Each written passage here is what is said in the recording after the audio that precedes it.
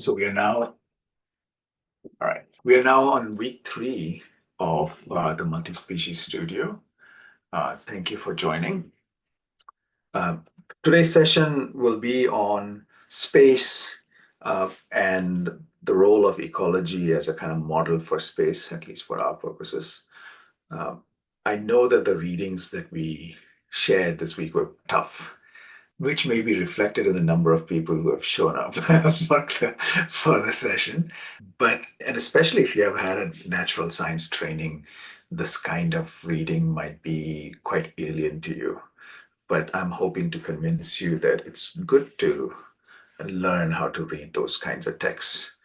But besides that, really the main purpose of today's session is to get into the construction of Shaktivid itself, right? The purpose of this multi-species studio is a speculative exercise. And we want to be able to convince you that speculative thought and speculative ecology in particular is a worthwhile skill to cultivate if you're trying to do your regular work. Why is an imaginary city like Shaktiville of some value if you're just a regular ecologist? Well, I think that's one of the questions we want to answer.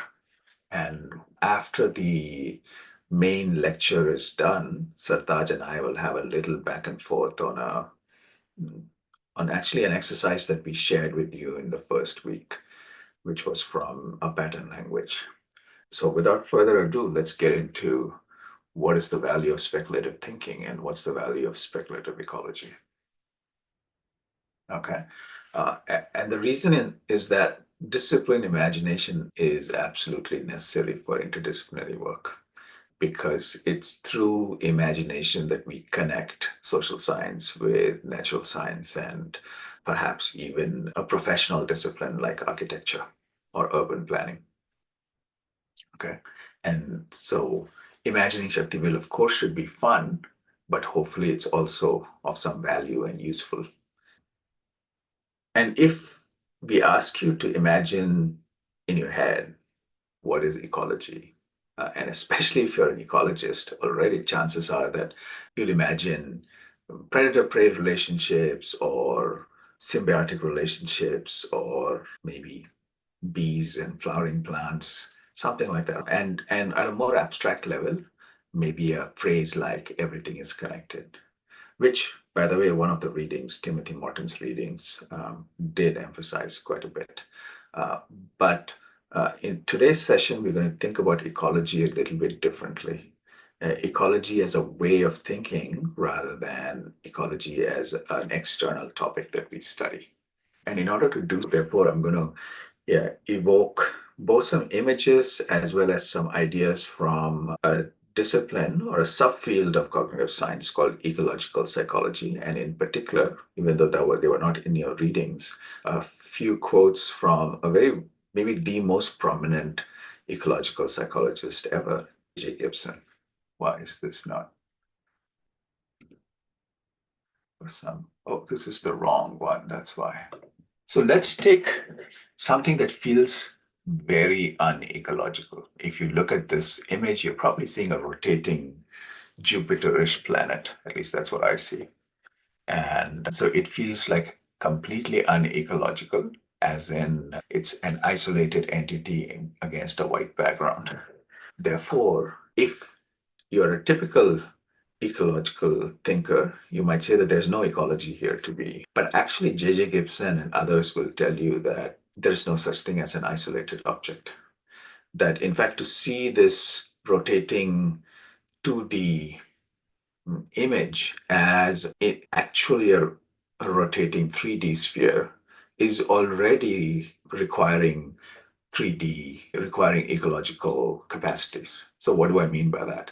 Uh, that in the real world, when you notice a three-dimensional object, you do so because you are we are mobile creatures. So you walk around it, you move your head, your eyes saccade. Saccades, by the way, are the involuntary movements that your eyes make about every 200 milliseconds or so. And so without that, you actually don't explore the world, right? So to explore the world is the way that we actually see even individual objects. We are not the camera obscura. So it's not like we're a pinhole camera that receives light from a fixed object, right? That's a model that artists, for example, use. But in reality, as mobile creatures, we are never like that. We perceive the world by walking, by moving our bodies, by moving our necks, by moving our eyes. And of course, we don't just see, we also touch. And so our different sensory capacities and our mobile capacities interact with each other. So, in some sense, there's an ecology of perception, even when, if by ecology we mean that different aspects of our perceptions are connected with each other, and that it's only through those connections that we see what we see, then even when seeing a single object, there's an ecology to our perception. This is what, in sort of very simple terms, might be the basic idea behind ecological psychology, that our perception is ecological, right? Which is to say that it's not just the connections out there in the world that are ecological, but also the connections in our heads, so to speak. Okay. So J. Gibson had a very interesting take on this. This is all from a book called Ecological Perception, the ecological approach to visual perception. Okay. So in that book, Gibson proposes that the extended Earth, something real that can be seen, played the role of space. So if we go back to last week and we started with this idea that we need to be able to think the planet, so Gibson has a very specific take on it, that the Earth is the very concrete space that is the background against which our visual system operates, right? So it's not an empty coordinate space. It's not geometric space. If you've taken mathematics classes, typically it would be stated as r cubed or r3, right? So it's not the three-dimensional Cartesian coordinate space, but a filled space, right? As the quote says, it's not really a space at all, but a plenum. So a plenum, just definitionally, is a space completely filled with matter. So in that sense, a coordinate space has nothing in it. And the things that you put in it are accidental. They could be something totally different. In the Gibsonian view of space is filled with matter by its very nature, right? So it's not accidentally filled with matter. It is essentially filled with matter. To amplify that, a plenum is an ecological space in that figure and ground are intertwined, unlike an empty space filled with accidental objects. So let me explain that a tiny bit. What does figure mean and what ground means? When we see the world, we typically see a figural object. So I'm currently seeing the screen in front of my eyes, but I'm seeing those objects, I mean, that object against the background of many other objects. So there's a desk in front of me as well. There are books to my side. There's a wall behind the screen, and there's a wall behind me as well, filled with books. So the ground is as much part of our visual perception as the figure is, but of course, it's the figure that's in focus. And Gibson would say that figure and ground are intertwined with each other. You can't just see the figure. So the fact that perception is ecological, one aspect of it is that the relationship between figural objects and ground objects are always maintained. And of course, as we move around, they shift, right? So if I move my eyes, the screen is no longer the figural object, it's the background object, and the wall to the right of me will become the figural object. And this is an important realization in the psychological or perceptual sciences, starting with the Gestalt psychologists who pointed out that visual perception has this figure ground quality to it. Oops, sorry. The fact is worth remembering because it's often neglected that the words animal and environment make an inseparable pair. Each term implies the other. No animal could exist without an environment surrounding it. Equally, although not so obvious, an environment implies an animal or at least an organism to be surrounded.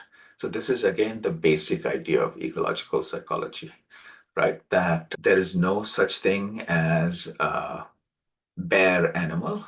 There's also no such thing as a bare environment. So Gibson makes an important point that before animals or before exploring organisms, you could argue that bacteria are exploring organisms, so don't doesn't have to be an animal. There is no such thing as an environment. So without a living being of some kind, there's no such thing. There's just dead matter. Multi-species explorations become really important because the kind of informative structure, the aspect of the world, which is the environment of a specific species, is different from species to species. So what environment means for me is different from what environment means for a dog. And this will be much more deeply explored when we read Uexküll and the idea of the Umwelt. That comes later in the seminar, but Gibson also points that out. And if you're an ecologist, it might be, when I say ecologist, the kind who gets MA and MSCs in ecology, you may want to therefore also bring in this ecological psychology understanding of what animal and environment means to your work, right? And in that sense, the animal environment relationship is an example of ecologic. So, what I mean by that is it's a method, right? It's ecology is a domain, objects that you study. Ecologic is a method through which you study any object, right? So a standalone, that rotating planet can also be studied ecologically, and ecologic would be the method that you bring to that in that sense. As of course, as Gibson says, you don't want this to be the geometry of Descartes, right? So it's not Cartesian geometry that ecologic tries to capture, but the geometry of the plenum. So keep this in mind, this idea that there is an ecologic to our engagement with the world, and not just ours, but also every mobile engagement with the world, right? That there is a ecological way of engaging with the world, even if you are focusing on one single object. So keep that idea in your mind. This is the background against which we'll be reading Timothy Morton as well as Introduction from Manuel de Landa. Now, let's go to some of the readings. Um, Morton's claim, again, is that we already had a glimpse of that when we read Gibson, but Morton's claim is that ecology isn't just about global warming, recycling, and solar power, and also not just to do with everyday relationships between humans and non-humans. His claim is that it also has to do with love and loss and despair and compassion. It has to do with depression and psychosis. It has to do with capitalism and what might exist after capitalism. It has to do with amazement, open-mindedness, and wonder. It has to do with doubt, confusion, and skepticism. It has to do with concepts of space and time. And in that sense, this is a take on ecology that comes much more from social science, right, and from the humanities, and in particular, Marxist theories of how social change happens. And if you have at all been exposed to Marxist Capital, you know that its subtitle is a critique of political economy, right? And the idea of doing a critique is a very special. So critique is not just criticism. A critique is a way of engaging with an existing body of work, right? So political economy is how people in Marxist time understood economics. We don't use the word political economy that much anymore. It's become a specialized phrase rather than a general phrase. But what Marx was trying to do is to say that in his era, people just had an understanding of just what political economy is. When you try to critique it, it's trying to uncover the unstated assumptions that drive political economy, right? For example, if you're an economist, you are used to supply demand curves. And the assumption is that the equilibrium price is when supply and demand meet. But Marx might ask, why is it that supply and demand are part of a system of exchange. Why can't we exchange in some other way so that it's not supply and demand? Maybe so, again, in a socialist state, there is no such thing as a supply demand curve. It's that there's a planned system, and a state might say, this is what we'll supply, and that's it, right? So there's that your demand doesn't make me supply more. Now, that might be a good idea or a bad idea, depending on what it is that's being produced. But that's a very different way of organizing production than the standard supply demand based capitalist mode of production, right?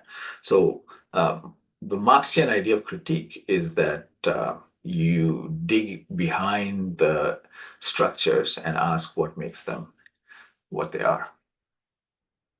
Okay. So, what Morton, in some ways, is doing is a critique of nature or a critique of ecology. So, he says, why ecology without nature? Because nature fails to serve ecology well. I shall sometimes use a capital N to highlight its unnatural qualities, namely, but not limited to, hierarchy, authority, harmony, purity, neutrality, and mystery. Ecology can do without a concept of a something, a thing of some kind over yonder called nature.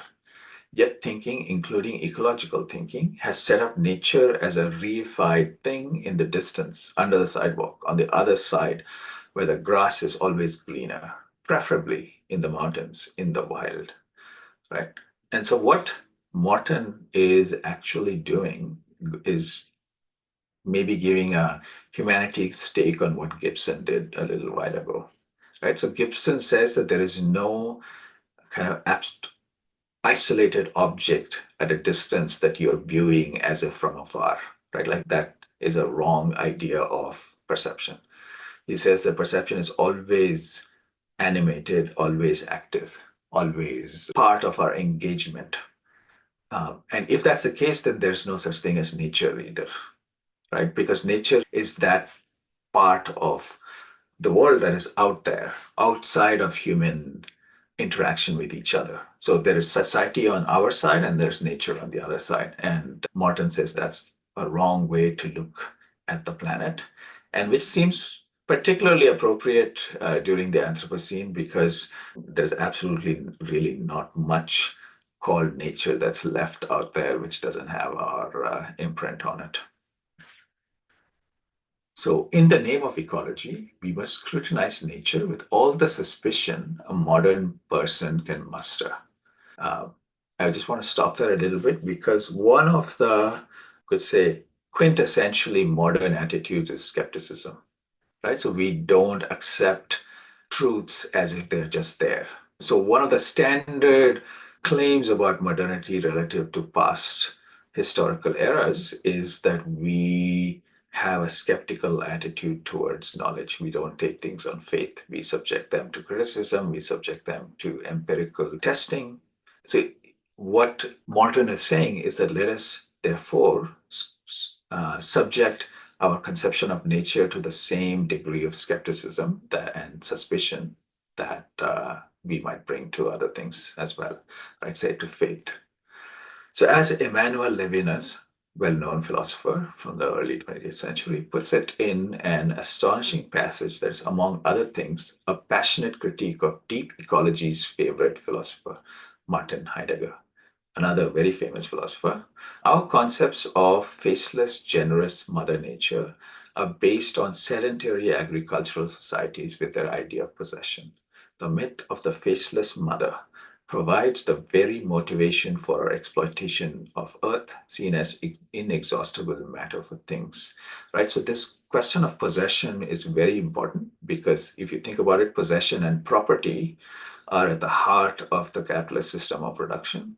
And if, in fact, our idea of nature already presupposes, and this is the idea of critique, right?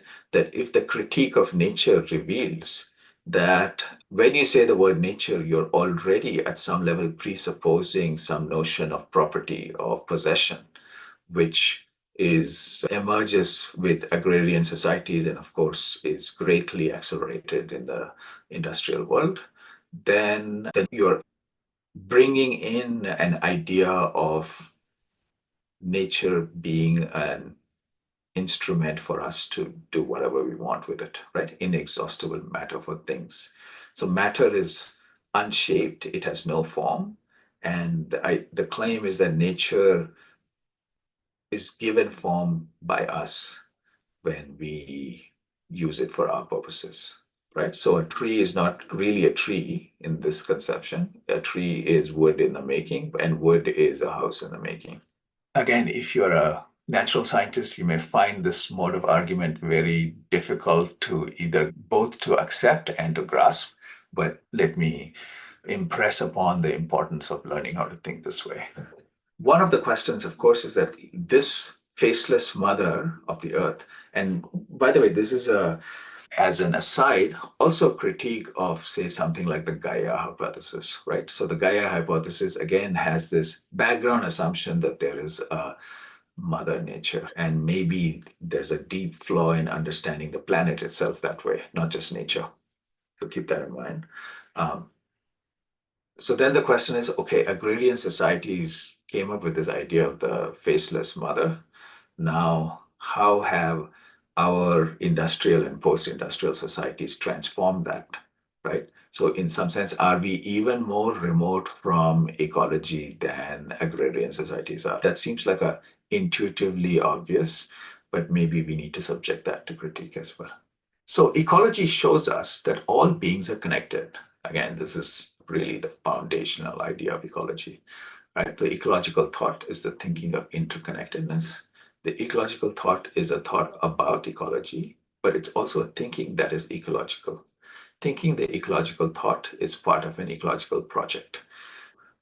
What we did with that rotating sphere at the beginning is ecological thought, even when topic of discussion isn't ecology, right? So if we learn how to do it that way, or what we are calling ecologic, then we might make Morton happy, right? And as he says, what would a truly democratic encounter between truly equal beings look like? And this is the challenge for Shaktiville, right? That it's some kind of democracy of species. Um, but in our case, we are not trying to theorize, we are trying to imagine an actual city, right? Shaktiville. So the ecologic is not a theoretical way of looking at the world for us, but it's an exercise in imagination, in speculation. And Morton, of course, has a lot to say about that in about art in general, right? Because what he says is that all art is ecological, right? All art has some connections built into it. And if that's the case, we are lucky because if we think of Shaktiville creation as an artistic project, we are all artists, right? Then it is ecological thought. So we're going to get ecological thought for free just by doing what we set out to do. Speculation, at least if you believe Martin, is already being ecological. And he makes, again, an interesting analogy, right? If you look at this, so if you looked at the materiality of artistic production, so a poem is not just a poem, it's something often written. It's written on paper, it has a shape, it has a sound when you recite it out loud, it organizes space. Seen like this, all texts, all artworks indeed have an irreducibly ecological form. Ecology permeates all forms. In some sense, the interconnectedness of things becomes obvious even when you're reading a poem because the words in the poem remind you of other words. In fact, the quality of a poem is often proportional to its capacity to evoke other feelings, other sensations, other imaginations, right? So we will soon be accustomed to wondering what any text says about the environment, even if no animals or trees or mountains appear in it. Though, if you want trees and mountains in your poems, I would strongly recommend some classic Chinese poetry to you. So read Du Fu or Li Bai, and you'll get both the text about the environment and an environmental text. So what? So this is all getting us towards our discussion of Shaktiville. But if you want to flesh out ecological thought, what might be an example of way to model the world ecologically, right? So not a model of ecology, but a way of thinking or modeling the world that is inherently ecological. And that's really what the second reading for this week was about, right? And that's the key it's a please forgive me, it was a difficult reading, but and there's reason to be skeptical of whether these kind of concepts have a lot of purchase, but I believe they do. So what's an assemblage? It's a multiplicity which is made up of many heterogeneous terms and which establishes liaisons, relations between them across ages, sexes, and reigns, different natures. So already notice that nature is no longer singular but plural. Thus, the assemblage's only unity is that of a co-functioning. It's a symbiosis, a sympathy. It is never filiations which are important, but alliances, alloys. These are not successions, lines of descent, but contagions, epidemics, the wind. Uh, just read it more as poetry for the moment. You will notice some important terms in it. One is filiation, and that's French translated into English. So filiation as in filial, as in hereditary descent, right? So what Delanda channeling Deleuze is saying is that an assemblage is not organized through descent, but through sympathy and through symbiosis. So it's parallel rather than vertical. Okay. And of course, in this definition, lots of biological, ecological terms are used, like epidemics, contagion. And what Deleuze, I think, quite deliberately meant is ecological way of looking at non-ecological things, right? So assemblages are assembled via are not assembled. Sorry, that's a typo. Assemblages are not assembled via hereditary descent. They don't share a code, right? So it's not that if you take a city, it's not that the same blueprint works for every building. You can imagine a colony. So I grew up, at least partly, in a colony in Delhi called Vasant Kunj. Some of you might know where it is. And Vasant Kunj is like thousands of flats that look exactly the same, right? So in that sense, Vasant Kunj is not an assemblage, at least it's like a cookie cutter replication of exactly the same blueprint. But but of course, right next to Vasant Kunj are, in fact, sometimes embedded inside it, are various existing villages and other habitations. And in that sense, the region of Vasant Kunj is already an assemblage.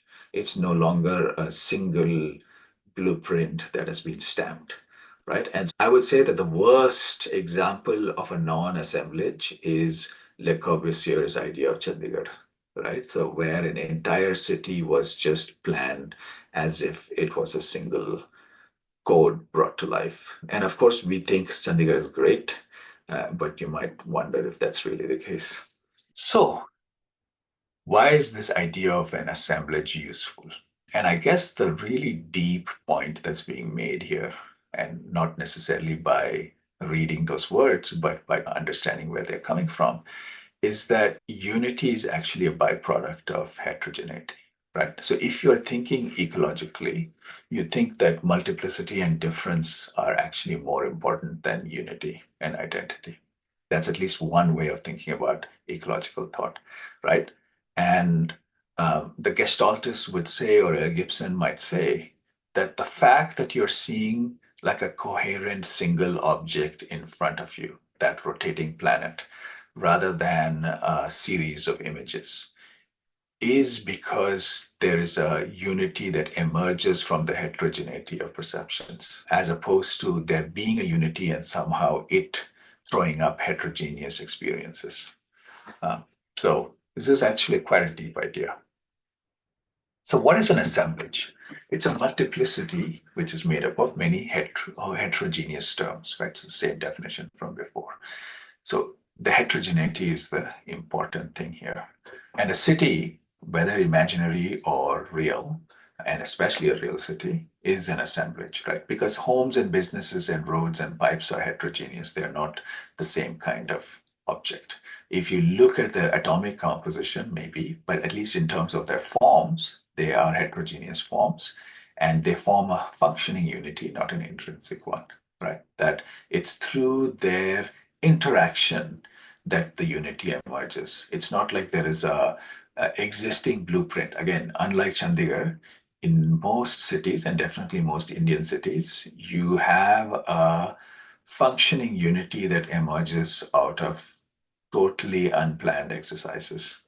Uh, Again, you may think that's a bad thing, but and Deleuze's attraction to the ecological relation of symbiosis, as in the relation between insects and the plants they pollinate, is because it involves the heterogeneous species interacting in exteriority, right? At least the claim is that ecological order and the kind of unity or the coherence of an ecological niche emerges from interaction between, you could say, different beings, right? So, in that sense, symbiosis is more important than genetics, at least in this way of thinking. And if that's the case, ecology offers an alternative to other aspects of biology because it doesn't engage with organisms that share the same code, right? It's multi coded. And it may, of course, turn out that the genetic code itself isn't a code, it is already a multi coded entity. Uh, the more we learn about biology, the more it is that simplistic ideas of a one-to-one map between the code and what it generates is almost certainly wrong. And so there are good reasons why we have organized ourselves into distinct political communities. I'm going to go back for a second over here and take this abstract concept of assemblage and ask what might it say about something like a multi-species city. And a few more quotes and sections from a book called Zoopolis by Will Kilmica and Sue Donaldson. So Donaldson and Kilmica are well-known, you could say, political philosophers, animal rights activists, and they talk about how we can actually imagine a city which has very different beings in it, right? In the Deleuzean idea of assemblage, which we have applied to the city, and even in the examples that I gave, I'm going to go back here, of homes and businesses and roads and pipes, it's still the material infrastructure whose differences and heterogeneity that was called out. But in the Kilmeka and Donaldson's idea of the city, the differentiators and the variations are seen through a multi-species lens, right? So it's not just the homes and businesses, but it's also humans and dogs and birds and others. Okay. So what Kilmeka and Donaldson say is that there are good reasons why human beings have organized themselves into distinct political communities that regulate their membership, right? So one of the thing is that the idea of belonging is so important to us. And so if you want to belong, and cities in some sense precede nation states and other empires and things, right? There were cities and villages before there were kingdoms and empires. And one could argue that at a very elemental level, especially for urban residents, the city is the location to which we belong, right? And other forms of belonging are added on top of it. And this is what they say is partly for pragmatic reasons. Practices of democratic self rule are easier to sustain. And in some sense, the place where it's easiest to sustain democracy is at the most local level, right? Ward or panchayat. That's where, as an individual, you have the greatest potential agency and control over decision making. It's really, as a citizen of India, with 1.4 billion people, it's extremely hard to imagine oneself as capable of impacting central government policy making. But hopefully, your local panchayat has some capacity to take in your individual wishes into account, right? And so practices of democratic self-rule are easier to sustain in contexts where people see themselves as co-nationals with a common national language, sense of attachment to that territory, and so on. And one question is, can we have this sense of belonging, which is because of spatial co-location, without it being restricted to a single species, that is, the human beings. And Donaldson and Kilmaker keep talking about why the idea of space is so important to this idea of citizenship, because they say that to respect people is to respect their capacity to develop such morally significant attachments and relationships, including attachments to particular individuals and communities, to territory, to ways of life. So already the idea of attachment is a spatial concept. And of course, the idea of territory is a spatial concept. So it makes sense. As a spatial species, people who live close to you are people who you're much more likely to either love or hate, right? So the strongest emotions are reserved for those who are closest in the literal sense, not in the emotional sense. So bounded citizenship expresses and enables such attachments. Basically, our political theories of things like citizenship build on top of our spatial capacities. And any form of cosmopolitanism that denies the legitimacy of such attachments in the name of universal personhood is missing a key aspect of what it is to respect personhood, namely our capacity to develop morally significant attachments to bounded communities and territories. So, in some sense, a bounded, spatially bounded territory is the basic unit of political attachment, of feeling, of loyalty. Can we do that while also extending it to other species? Can we expand citizenship to other species while sticking within bounds? There are two types of bounds. What species should we extend citizenship to, right? And how should that taper off, if at all? So, for example, you might say dogs and cats should be full citizens, but maybe insects not so much. So, how do we organize that geometry of citizenship? Who's at the core of it?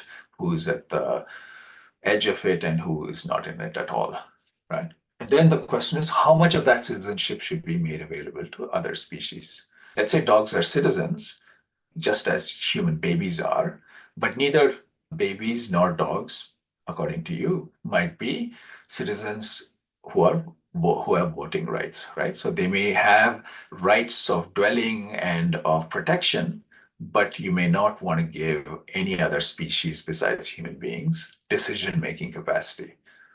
Or maybe you do, right? So one of the basic, therefore, questions is, assuming that there are citizens from other species, how much of citizenship do you want to extend to them? So there are two, therefore, decisions. One is how many other species do you extend citizenship to? And then, even for a specific species, how much in the way of citizenship are you extending to them? And so, this conceptual architecture of citizenship also will impact the material architecture of the city, right? So, if you want dogs to have decision making power, you need to create institutions like a new city hall that allows dogs to express their agency.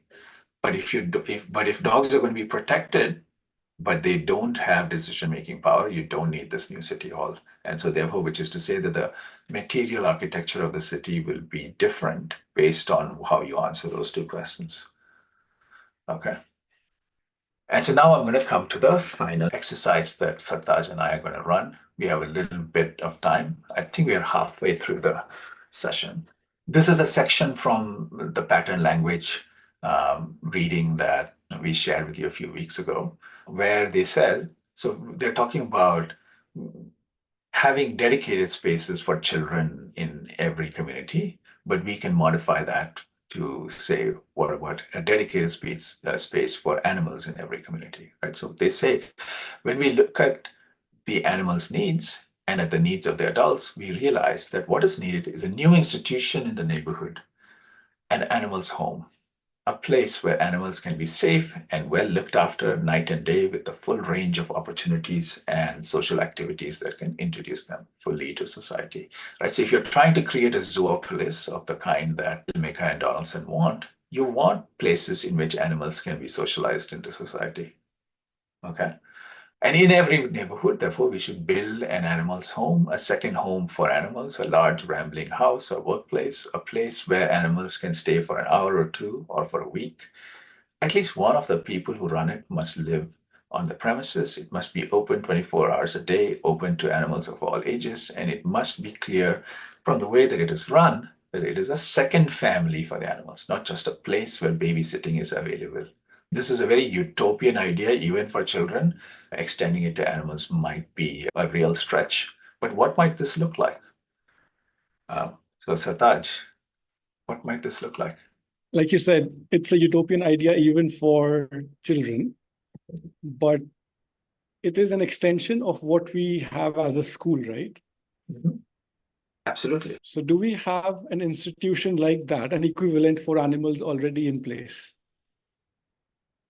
Do we? I don't see any, at least in a normal. There are because we all live in urban societies where both adults in a typical nuclear family are working. There might be daycare places for pets. That's the Yes. closest that I can think of, right? Yes. So, in the US, at least, I'm sure there are places where Mm. you can drop off your pets, right? Yeah. And people do that. There's one not too far from where I live. Yes. And what do those look like? Not this. Meaning they are daycare places, right? In that literal sense that Yes. so that's what they are. They are No. places, yeah. But what the things that they definitely are designed for, and so maybe give us some basis to develop this further, is that they Yes. allow dogs in particular to socialize with other dogs. And in fact, you might argue that so one of the things that we have found out is the impact of COVID on pets, right? Because during COVID, all these daycare centers were closed for at least a while, right? And so many dogs that were adopted, again, COVID actually made lots of people want to adopt pets. So you had this double situation where, on the one hand, people wanted to adopt pets, but or get a puppy, but there was no way to socialize them with other dogs, right? Because all these opportunities, whether in the park or in the daycare, were closed off at least for a while. And yeah, so I think that socializing into animal existence as a pet is somewhat happening, but not as a citizen, obviously. Okay, so the thought I was trying to get at is that there is a gradient of institutions that one can think of. Hmm. With one end, there could be metal cages Mm. where you could house dogs, right? Yes. And at the other extreme would be these open spaces which cater to all the needs of a dog. Hmm. And Yeah. I think to get from one to the other, what you would need is a change in primarily, I think, an awareness of what a dog needs, right? Mm. Yeah. But also a certain morality about how a dog has to be kept. I'm sure the people who would run a metal cage kennel would Hmm. know what a dog needs, but don't care Yeah. about it. Yes.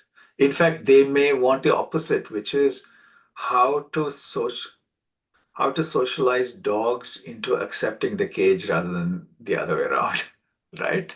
Yes. And this is, of course, kennels and dogs are not the most egregious offenders. Factory farming of animals kept for food is often where that's the most cruel practice.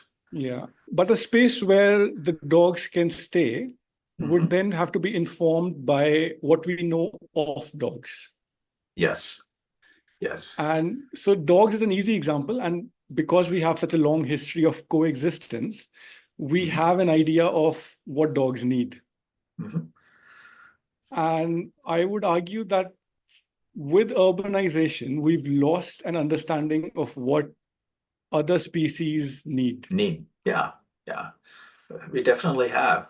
Uh, but I'm thinking that on the flip side, if you take something like a kindergarten, which we now take Mhm. for granted as a way for children, especially very young children, to be educated, those are quite Yeah. new. It's a late 19th century invention. And a great deal of developmental psychology has emerged from the fact that these institutions were created and we had progressive ideas of how children should be educated, right? And not an oppressive, but a playful environment and so on. I'm wondering what that might look like if you had a non-human species. So, yeah, it does make sense for a dog since you have dogs as pets and Mhm, you know that they need socializing in mhm, spaces other than just your house mhm. setting. But we would have to rethink this for other species which are not that dependent on us, right? Yeah, even cats, for example. Yeah, Even cats are less dependent on humans than dogs. yeah, But there are others which depend on us for just, say, shelter, for instance, like yeah, sparrows, which yes, would nest in human houses, right, wouldn't need a separate space like that. sure, sure. But I'm saying if there are multiple species that are part of your census, Yes. then you might have to accommodate their species specific needs quite differently Yes. and to construct spaces for each one of them. That's really the basic idea behind a Shaktivel type of imagination, right? Which Yes. is Yes. what would a Yes. sparrow need? What would a goat or a cow need? And to architect the surroundings with those needs in mind. So Well, coming and back to your question of what a space for dogs would look like, mm, I think the central figure of the person who runs the mm, place, mm, which even for the human example was mm, quite important, would have to be crucial. And it yeah, would begin with an increase in his or her awareness of mm, what the dogs need. right. And to So solve for it. so technically we as a society would then have to increase our awareness, right? Yes. Which is Yeah. what we were talking about in the last session about why do we need to have a deeper consciousness? Why do you Yeah. need to evolve? And you said because it's there. And this is another reason, right? Yes. Absolutely. But again, just as creating welcoming spaces for children creates a better society for all of us, I would Yes. argue that creating spaces for other species actually has even a useful value for adult human beings, right? That it's just a better place for all of us to live. Yes. And in both the cases for children as well as for animals, it is not so much as the design of the space Mhm. as to what goes into what changes need to come about in us and in society. Yeah. Yeah. And the design is then just a manifestation of that. Mhm. Mhm. That's a good thought. At which I can stop sharing screen and over to you, Sartaj, for the exercise.